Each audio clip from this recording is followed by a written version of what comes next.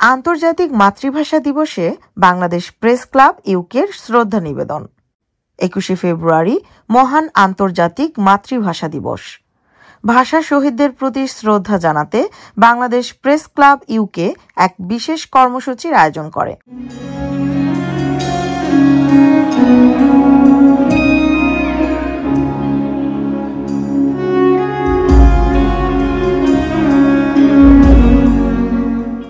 লন্ডনের ঐতিহ্যবাহী আলতাবালি পার্কে বিকাল 4টায় সংগঠনটির পক্ষ থেকে শহীদ মিনারে পুষ্পস্তবক অর্পণ করা হয়।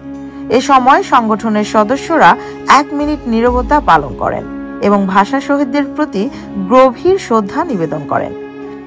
এরপর সবাই একযোগে আমার ভাইয়ের রক্তে রাঙানো 21শে ফেব্রুয়ারি গানটি পরিবেশন করেন।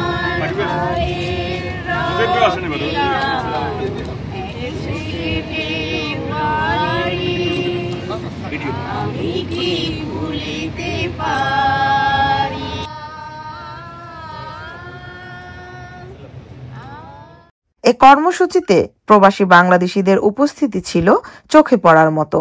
তারা মহান ভাষা আন্দোলনের ইতিহাস স্মরণ করে বলেন, মাতৃভাষার জন্য আত্মত্যাগের এই দিন আমাদের ঐক্য ও গৌরবের প্রতীক। বাংলাদেশ প্রেস ক্লাব ইউকের সদস্যরা বলেন, ভাষা শহীদদের আত্মত্যাগের বিনিময়ে আমরা আমাদের মাতৃভাষার অধিকার পেয়েছি। এ দিবস আমাদের মাতৃভাষার প্রতি দায়িত্ববোধ আরও গভীর করে।